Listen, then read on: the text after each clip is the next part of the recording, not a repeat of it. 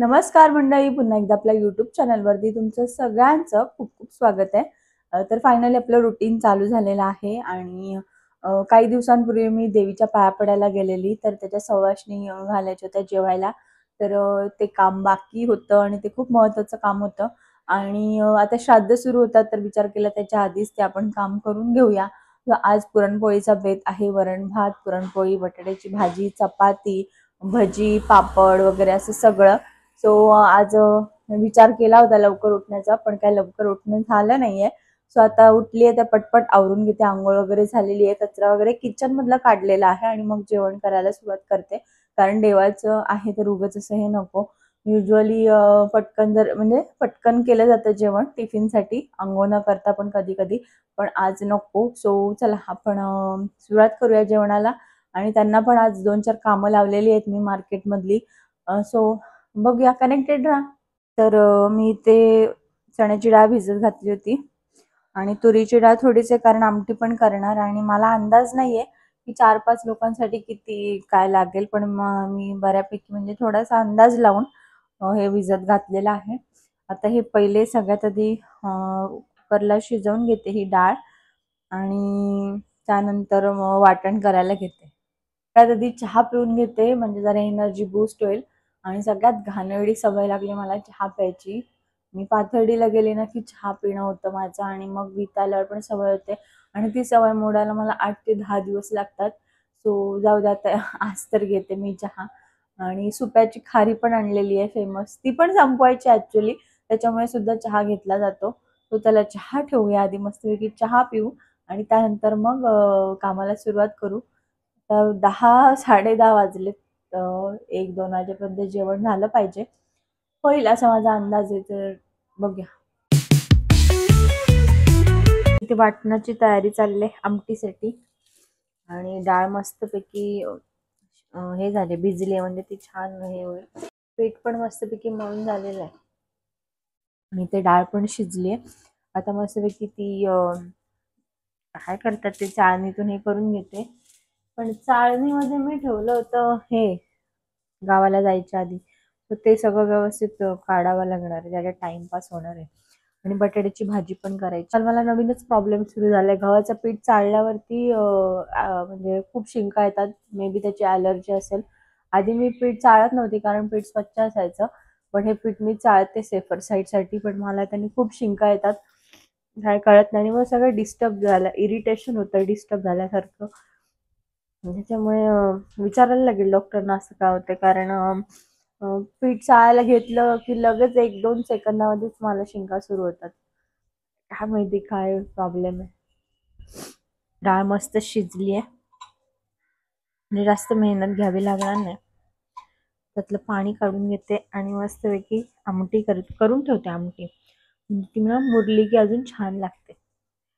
बऱ्यापैकी झालेले, पण मला कुकर 3 वेळा लावायला लागले, म्हणजे एकदा चण्याच्या डाळीसाठी, एकदा वरणासाठी आणि एकदा भातासाठी. आणि आता बटाट्यासाठी पण लावायला लागेल, कारण भात जास्त लावायला लागेल, त्याच्यामुळे त्याच्यामध्ये डाळ बसू शकत नाही. आणि डाळीमध्ये बटाटे टाकले तर बघू ते कॉम्बिनेशन, म्हणजे तरी 3 वेळा लावायला लागणार आहे. सो आता मी ना राईस कुकर पण घेणार आहे आणि कुकर पण मोठा घेणार आहे. टाइम किती जातोय ह्याच्यामध्ये, म्हणजे टाइम कन्झ्युमिंग होतंय सगळा प्रोसेस. तो बघूया. इथे मस्तपैकी आमटी तयार होतीये, वरण झालंय. आता तिसऱ्यांदा कुकर लावते भाताचा. बटाटे पण मस्तपैकी उकडलेत आणि ते माझं पुरण पण झालेलं आहे. हे साफ पण केलं, कारण पुरणामुळे ना सगळं खराब झालं होतं. तर आता काय करते, बटाट्याची भाजी करून घेते, कारण पुरणासाठी ना मला भांडं लागणार आहे, ते नाहीये माझ्याकडे. तो सगळ्यात आधी बटाट्याची भाजी करून घेते, म्हणजे बऱ्यापैकी कामं झाल्यात, डन होईल. वडीच्या टायमाला एक अति शहाणपणा केलाय मी, दाखवते मी तुम्हाला. पुरण आहे ना, करायच्या आधीच डाळ सगळी अशी चाळणीतून चाळून घेतली. आता हे पुन्हा डबल काम करायला लागणार आहे मला. ऑलरेडी हे डबल काम आहे. हे तिसऱ्यांदा लावते मी कुकर. आता एकदा डाळीचा लावला, एकदा चण्याच्या डाळीचा लावला आणि एकदा आता भात लावते. असं बऱ्यापैकी जेवण झालेलं आहे. तर या पटपट करते. बटाटे चिरून ठेवलेत आणि माझं पुरण पण होत आलंय. इथे भाजी करते, ह्याच्यामध्ये मी कांदा असा क्रश करून टाकलाय, त्याच्यामध्ये कोथिंबीर, कढीपत्ता, ओवा, पांढरे तीळ, जिरं, त्याच्यानंतर तांदळाचं पीठ, बेसन, हळद, लाल तिखट, लसूण मिरचीची पेस्ट असं सगळं टाकलेलं आहे. तर ते छान मिक्स करते आणि मीठ टाकते त्याच्यामध्ये. पोळ्या तर मस्त फुगतात माझ्या. तर इथे माझ्या मस्तपैकी पोळ्या फुगलेल्या आहेत, सक्सेसफुली व्यवस्थित झालेल्या आहेत. तुम्ही बघू शकता ते टम्म फुगून फुटायला आली आहे वरून. एवढी चब्बा मस्तपैकी फुगलेली आहे आणि मला तेच टेन्शन होतं.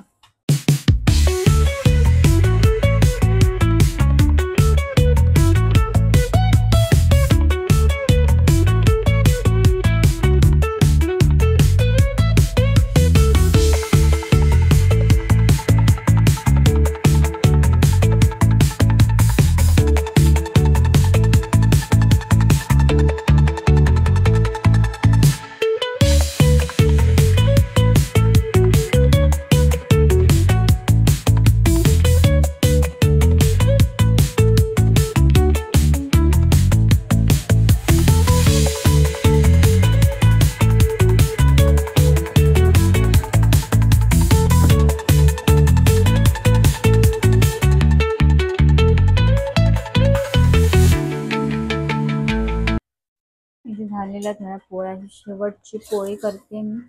10 पोळ्या केलेल्या आहेत. अजून भजी राहिलेली आहे, पापड राहिलेले आहेत, भाजी वगैरे झालेली आहे, आमटी पण झाली. आता भजी तळून घेते.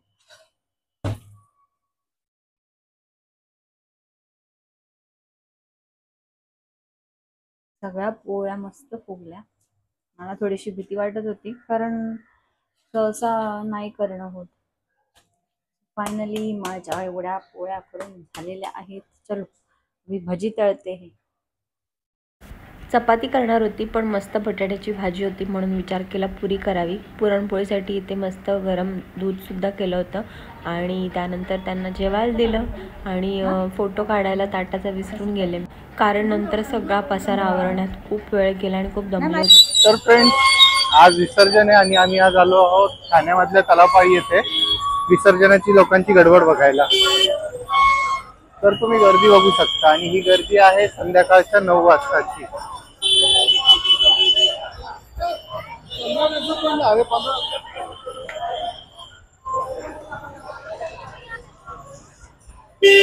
लोक मनोभावे त्यांच्या बापांची पूजा करतात आणि पुढे विसर्जनासाठी हौद ठेवलेले आहेत. तर आम्ही शांतपणे एका जागी बसून घेतलोय आणि सर्व मिरवणुका येण्याच्या वाट बघतो आणि एन्जॉय करतो. मस्त.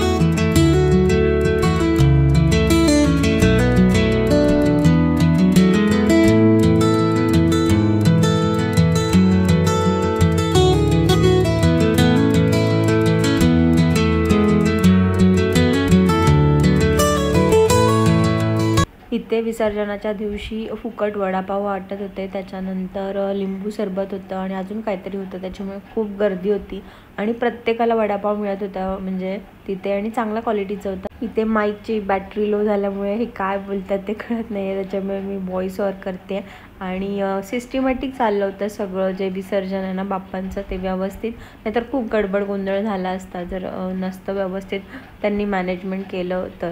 आणि खूप छान पद्धतीने सगळे व्यवस्थित करत होते, गडबड गोंधळ बिलकुल नव्हती.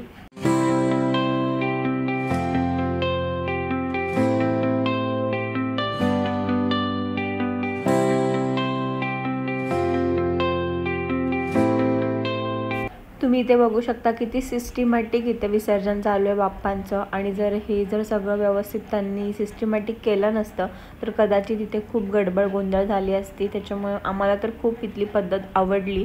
व्यवस्थित लाईन टू लाईन सगळे गणपती बाप्पांचं विसर्जन करत होते आणि तिथे खूप स्पेस पण त्यांनी सोडला होता आणि सगळं व्यवस्थित मॅनेजमेंट केलं होतं.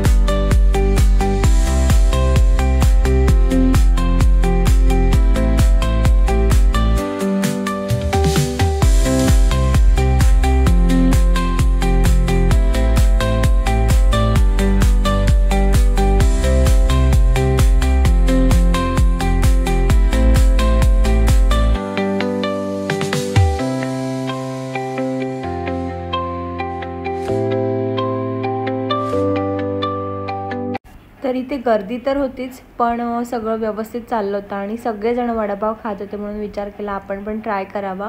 तर मी त्यांना पाठवलं होतं वडापाव घेण्यासाठी. इथे भरपूर मोठे मोठे जे म्हणजे नगरसेवक म्हणा किंवा जे काय पॉलिटिशियन्स होते ना ते येत होते तिथे. मला 1-2 जण दिसले पण. आणि मग इथे त्यांनी वडापाव आणला आणि मी वडापाव एन्जॉय केला. बाय, आजचा ब्लॉग इथेच एंड करूया.